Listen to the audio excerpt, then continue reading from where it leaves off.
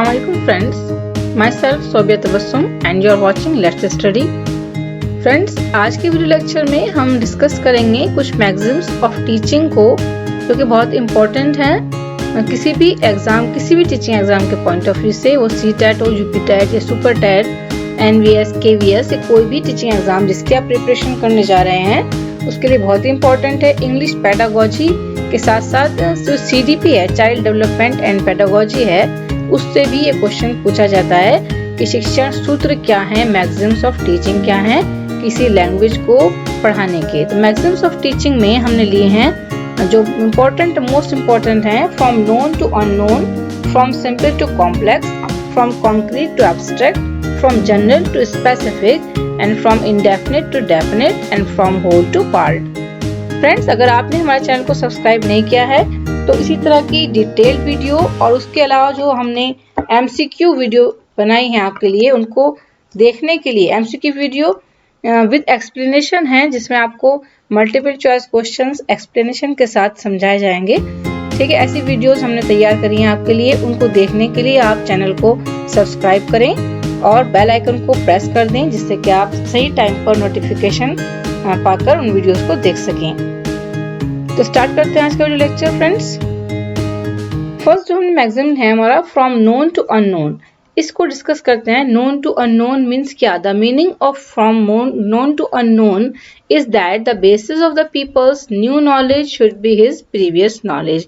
ये तो शायद आप सभी लोग जो B.Ed करे हैं उन्होंने जानते होंगे कि जब भी क्या कहें हम पढ़ाते हैं स्टूडेंट को तो उससे पहले उनकी नई नॉलेज को देने से पहले जो पुरानी नॉलेज है उसको जानते हैं, उसके बारे में क्वेश्चनिंग करते हैं, उसको जानने की कोशिश करते हैं कि उन्हें पुरानी नॉलेज कितनी है, किस चीज़ की नॉलेज है, फिर उसके अकॉर्डिंग आगे की नॉलेज उन्हें दी जाती है।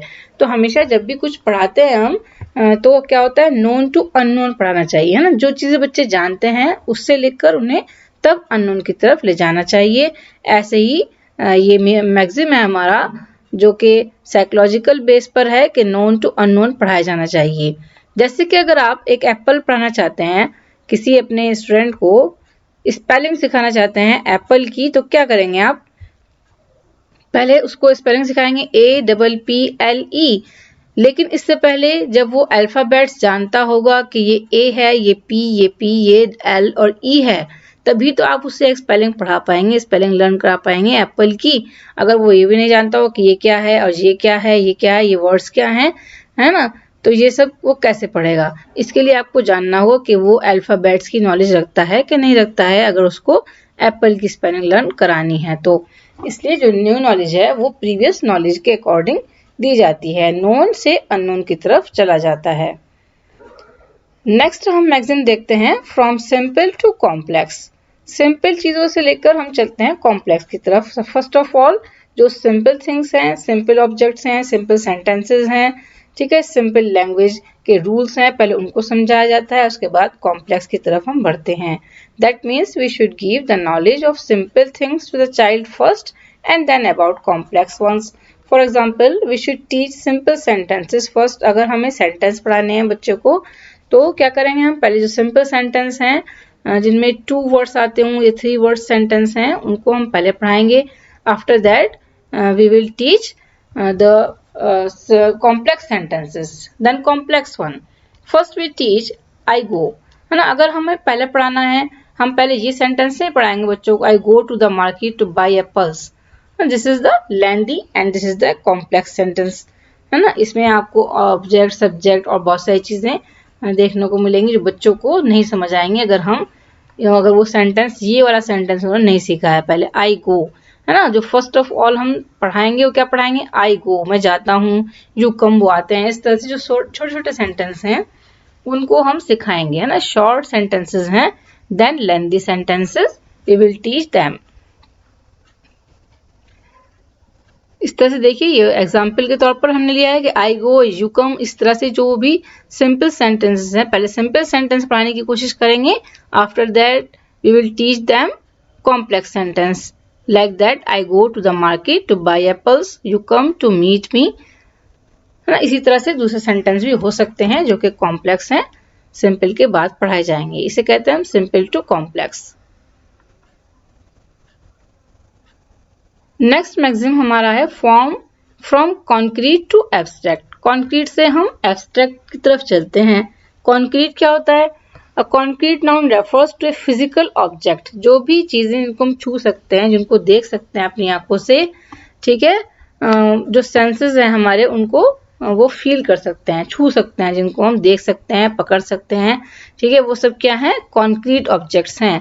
जैसे कि अ डॉग, अ बॉल और an ice cream cone, a pen, pencil, notebook, है, जो चीजें, जो ऑब्जेक्ट हैं, जो हमें दिखाई दे रहे हैं और जो हमको छू सकते हैं, जो फिजिकल एग्जिस्टेंस रखते हैं, वो सभी चीजें कॉन्क्रीट हैं। तो पहले हमें कॉन्क्रीट चीजें बच्चों को पढ़ानी चाहिए। कॉन्क्रीट चीजें हम पढ़ाएंगे तो वो ज्यादा जल्दी समझ पाएंगे। उनको हम उनका डेमो भी कर दिखा सकते हैं, उनको रियल ऑब्जेक्ट में भी दिखा सकते हैं, या उनको चार्ट के जरिए किसी तरह से हम समझा सकते हैं स्टूडेंट्स को, है ना। जल्दी उनके समझ आएगा। जो कॉन्क्रीट कॉन्सेप्ट है, कॉन्क्रीट ऑब्जेक्ट हैं, वो सब पहले पढ़ाए जाने चाहिए। जब वो उनकी समझ पैदा हो जाती है कॉन्क्रीट ऑब्जेक्ट्स की स्टूडेंट्स में, तब उन्हें हम एब्स्ट्रैक्ट की तरफ लेकर चलते हैं। एब्स्ट्रैक्ट वो होता है जिसका जो एक आइडिया है, जो एक कॉन्सेप्ट है सिर्फ, है ना, जो एग्जिस्ट, जिसका फिजिकल एग्जिस्टेंस नहीं है, जो दिखाई नहीं देता है, जो कि सिर्फ हम महसूस करते हैं, है ना, फीलिंग्स है हमारी बहुत सारी, वो सब क्या है? एब्स्ट्रैक्ट नाउन है, एब्स्ट्रैक्ट चीजें हैं, एब्स्ट्रैक्ट ऑब्जेक्ट हैं।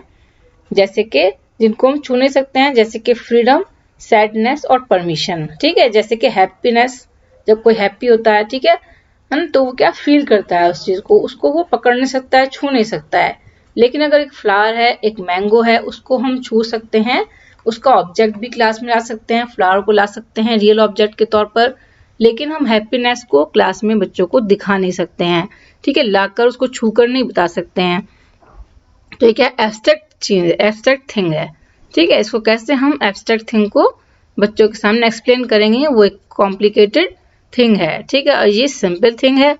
अगर हम फ्लावर बताना चाहते हैं या मैंगो बताना चाहते हैं, तो ये हो गया आपका सिंपल टू कॉम्प्लेक्स भी है एक तरह से, कॉन्क्रीट टू एब्स्ट्रैक्ट है, ठीक है। कॉन्क्रीट चीजें जो हम छू सकते हैं, और एब्स्ट्रैक्ट जिनको हम सिर्फ फील कर सकते हैं, वो सब चीजें एब्स्ट्रैक्ट में आ जाती हैं। Next is from general to specific. General to specific क्या है? जो जनरल चीजें हैं, जनरल स्टेटमेंट है, जनरल आइडिया है, is one that refers to broad category और ग्रुप ऑफ पीपल और थिंग, ठीक है। जनरली जैसे कि गर्ल, बॉय, है ना, this is a girl, this is a boy, this is an animal, ठीक है। अब अगर हम स्पेसिफिक की तरफ चलते हैं, तो स्पेसिफिक क्या है? उस लड़के का नाम, है ना, this is Rahul, this is Meena, है ना, she is Meena, he is Rahul, he is a student, ठीक है। तो ये सब क्या है? ये स्पेसिफिक है। और जनरल क्या है? Boy and girl is a general, क्योंकि वो एक पूरा ग्रुप, एक पूरी ब्रॉड कैटेगरी को रेफर कर रहा है, तो वो जनरल है। सबसे पहले हम जनरल चीजों को पढ़ाएंगे, उसके बाद हम चलेंगे स्पेसिफिक की तरफ। General statements may allude to the overall characteristic or elements of these categories or groups. General statement में वो चीजें रहती हैं जो किसी कैटेगरी के सारे कैरेक्टरिस्टिक को बताती हैं। जैसे कि an example of a general statement is birds can fly. जितनी भी बर्ड्स हैं वो सभी उड़ सकती हैं, चाहे उसमें क्रो हो, चाहे पीजन हो, स्पैरो हो, ठीक है, पिकॉक हो, पैरेट हो, सभी बर्ड्स जितनी भी होती हैं वो सब उड़ने वाली होती हैं। जो उड़ने वाली चीजें हैं वो क्या है? बर्ड्स हैं। Birds can fly.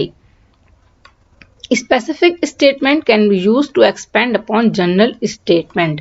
अब जनरल स्टेटमेंट को जब हम डिटेल्ड वे में पढ़ेंगे तब वो स्पेसिफिक होगी। मीन्स पहले हमें जनरल चीजें पढ़ानी होंगी, उसके बाद उसका स्पेसिफिकेशन बच्चों को देना होगा कि बर्ड्स में जो उड़ती हैं उनमें बहुत सारी बर्ड्स होती हैं, जैसे कि स्पैरो, पीजन, पैरेट, सब अलग अलग तरह की होती हैं, सबके कलर अलग होते हैं, है ना, बीक अलग होती है उनकी, और उनके जो छोटी होती हैं, कोई बड़ी होती हैं बर्ड्स, इस तरह से ये सब इनकी स्पेसिफिक स्टेटमेंट्स हैं, स्पेसिफिक कैटेगराइजेशन है।